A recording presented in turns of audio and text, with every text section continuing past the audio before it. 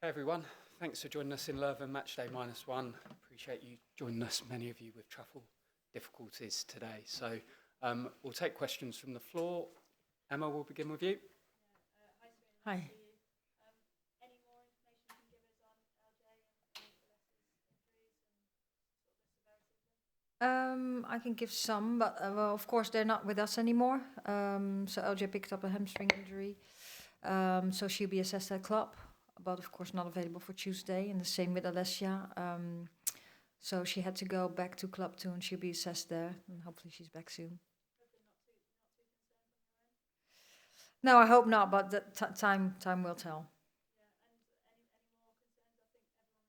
Yeah, no, everyone is out and went well, and everyone is ready to go tomorrow. The injury list is piling up a little bit. I remember speaking to you a few weeks back, and you said you weren't concerned about that injury list piling up, but are you getting more worried that players returning might not have that match sharpness, that match fitness come start the year? Yeah, well, of course, you want to get everyone in fit, and we know what the schedule looks like, so we know exactly where we are now. But with the players, that can change tomorrow. So the end of the season, we know for some when it might finish, and then there's a period of time where there's no games. I wouldn't say it's a worry. It's just those are the facts, and we're trying to get time schedules as far as possible for players to come back and perform. Of course, first they need to be healthy, then they need to be able to train, and then they need to be able to perform, and that's what it's all about.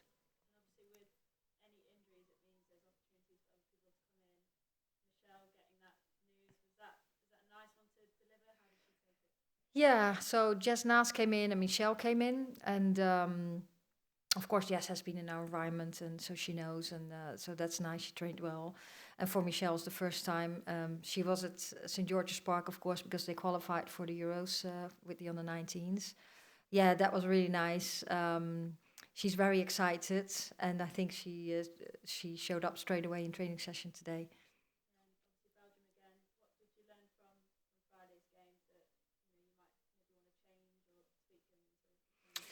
Yeah, I think we played a good game, and I think, of course, they missed some players, but still, then you have to play your game as good as possible, what you can control, and I think we did that well, and also with the whole team. So executing the game plan and keep doing that, even with the players that came on. So I was really happy with that. I think tomorrow is going to be different. I think players will be back. Also hear the crowd, which is loud from Belgium. And I think that, they're going to try and be very physical, being really compact. I expect them, sometimes to press a little bit higher, but also maybe drop a bit deeper. We expect everything. We just want, when we are at our best, then I think we'll play a good game. How have you found this period of games? It's been quite intense for you, I'd imagine, for Finalist. Yeah, it's definitely been intense, but I think that's what, from the start of the season, when we go into pre-season, you look forward to times like this. As players, we all want to play games, and I think this is the business end of the season, so it's where we sort of enjoy it the most. So yeah, it's been intense, but that's what we love as players.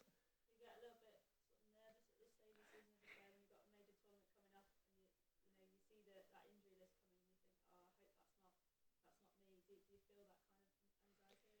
I think if you think like that, then you can start thinking like that. But I think as players, we're very much drilled in the next game, and just sort of making it smaller. So obviously, yes, when you look at time and obviously what's coming up in the summer. But for me personally, as a player, it's definitely just the next game. And I know that if I stick to what I've been doing and sort of doing the recovery right and everything, then that's all I can control. So I think that's what we do as players, is just focus on the small thing, what's coming next, and ultimately what we can control.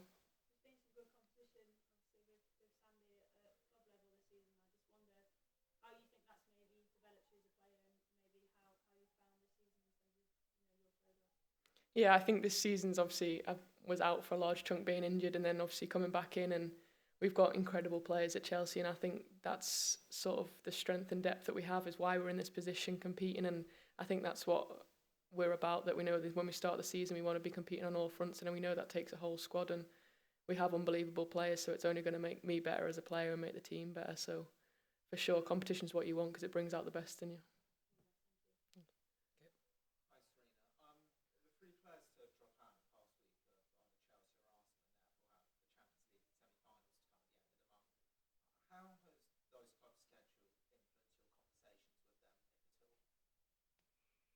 I have conversations with every club and coach about players, so that's nothing different than I would do with Chelsea or with Arsenal. So I think every player that's in our squad, you try to have conversation with the club coach, and there's conversations also in other departments. What you want to do is support the players as good as possible and get the players on the pitch as fit and fresh as possible and perform. That's what we're talking about all the time.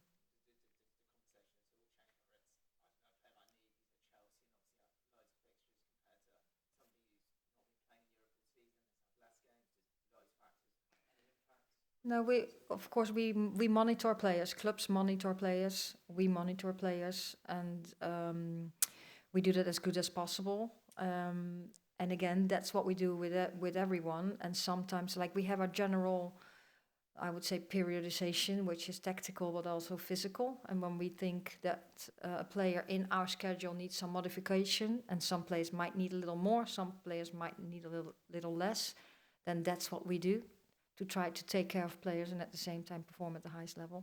And specifically on Lauren James, it feels like she's had a bit of a tough 12 months maybe with injuries, just 2 or 3 like different little injuries here or there. How do you kind of, I suppose, manage her fitness a little bit better going forward? Well, I think she has done a tremendous job stepping up. Her development over this season has been really good.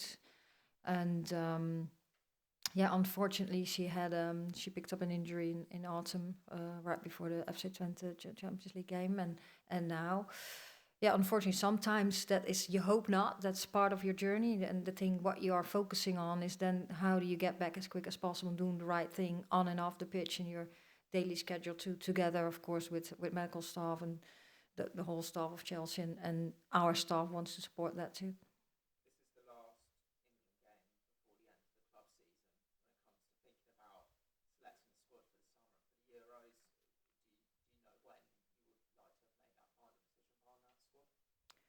We'll make the final decision after the May camp, of course, and when that's necessary to do. Is there any specific reason why you'd wait till after the May camp rather than, I suppose, announce a squad for both those games and then keep it for the Euros? Yeah, I think that's a little bit too early. Of course, when you go into your May camp, after that there will be only for the players who are playing in the US.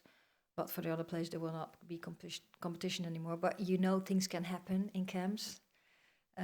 So that's why I don't want to take... things can happen. Everyone needs to keep performing. So I want to use that final FIFA window to move into the Euros. Thanks. Katie? Hello both. Hi. In the Belgium game, there seems to be a real threat down that right-hand side. Sarina, what did you make of how Beth Mead and Lucy Bronze, that combination, worked? Yeah, good. I think that worked good. I think everyone around there worked good. And that's not only those two, but more players that were involved all the time. You can tell that they have a lot of experience and they've been around for a long time. So that's what showed on the pitch. What did you make of Beth Mead's performance? Yeah, I thought she was good. I think this game fitted her too. So where she played a little bit with space, coming inside and moments outside, going in behind, together with players around, of course, because you need to be connected to create those spaces and moments. When do you get the ball in feet? When do you get the ball behind? When is that moment to do so? And I think she did that really well. Do you think that was the best performance we've seen from her since her return from injury? Well, I haven't thought about that very much. I think it was one of her better performances, and I was happy with her performance. And that's what I was a little in the moment. So I have to grab a little bit back if I give that Because answer. she won the Golden Boot and the Player of the Tournament in the last Euros. Do you think she can hit those same levels again this summer? I hope so. Of course, you want everyone to be at their best. Game has changed. So many things have changed over these last years. The game has improved. There's different players in the team too, and how do you get connected? I just hope that she's going to be at her best in the upcoming period towards the Euros, and that everyone else is too, and that we have to make very hard decisions. Niamh, Beth is one of the senior players in the squad. How does she bring that experience into the dressing room? Yeah, I think we're lucky that she's back, and obviously she's one of the senior players. We have a few of them that have been to many, many tournaments. And I think you can just see in the dressing room, obviously, when we bring the younger ones in, how they help them to feel comfortable and help them to sort of say, like, you're here because you've been chosen for what you do, now come and show it at the seniors. So I think she's really good at sort of getting around the younger players and sort of bringing them out of the shell and sort of making them feel comfortable on the pitch and off the pitch as well. Thanks, Katie. Tom.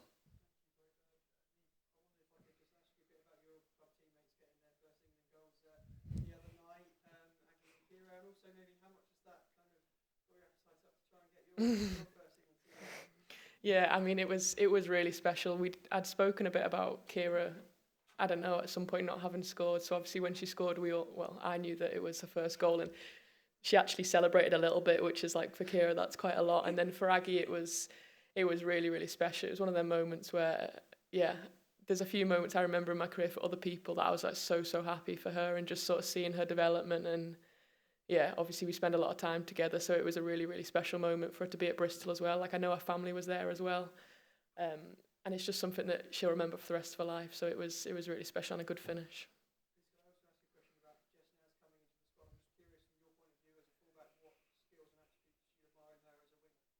I think she's one of them players that you can never switch off against. Like, she's so pacey, and whether that's coming to feet or in behind as a fullback playing against her straight away, I think you can't switch off for a second, because you give her a yard and she's gone.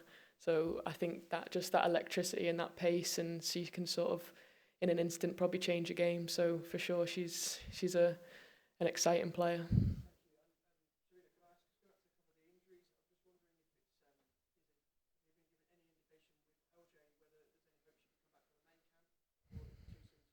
Yeah, that's too soon, and I think that's something to communicate by club.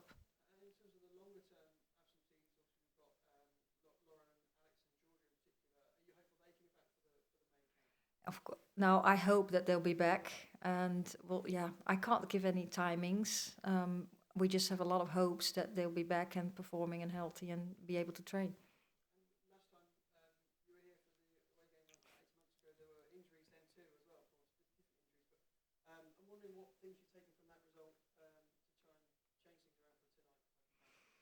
Yeah, tomorrow. So tonight we're a little bit too early, but no, yeah, that how I've experienced that game and is that we didn't play our best, and it was at the back of the World Cup, so we were struggling with our levels a bit. And how I see tomorrow is that we really want to get kind of a revenge on ourselves. We really want to show that we are better than we were then, and we can do a lot better. And we're really preparing for that.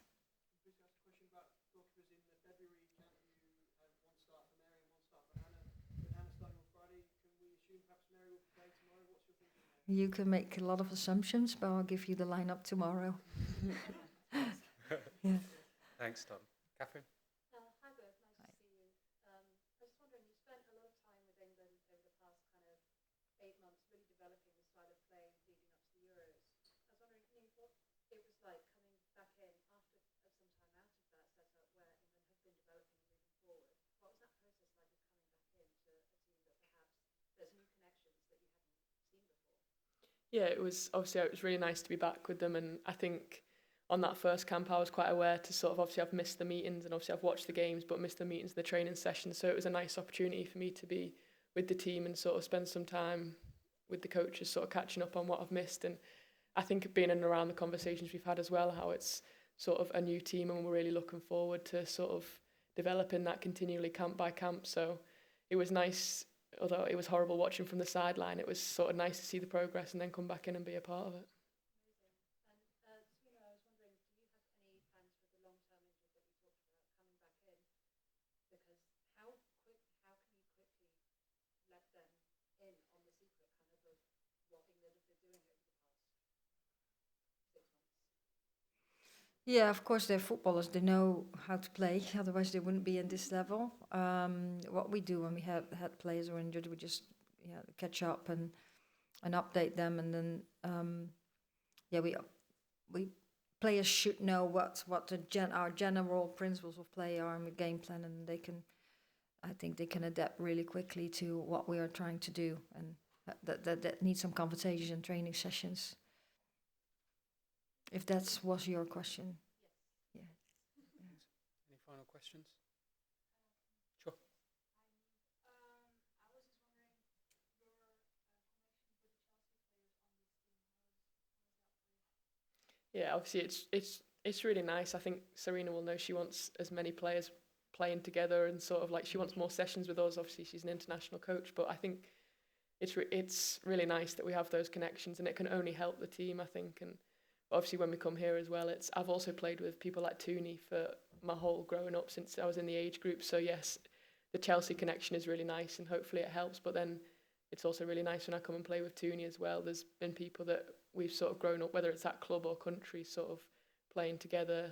And yeah, so hopefully those connections show on the pitch. But yeah, for sure, it's nice having your club teammates here as well. Thank you. And Sarina, I was wondering, because there have been some conversations in the last couple of days about this April period for the international break not being here in the future, maybe because of the injuries and the importance of the period with the Champions League after for the clubs. How do you feel about that? And when would that window then be planned? Because I've never heard about that changing. No, but that was the conversation online. There's a lot of that for the men, for example, this April camp isn't there because of how busy they are Mm. at clubs. But then also for the women now with the amount of injuries, but also the importance of the club games Mm. coming up. Yeah, I think the total context of an international player is complicated. Of course, players want to play at the highest level all the time for club and for country.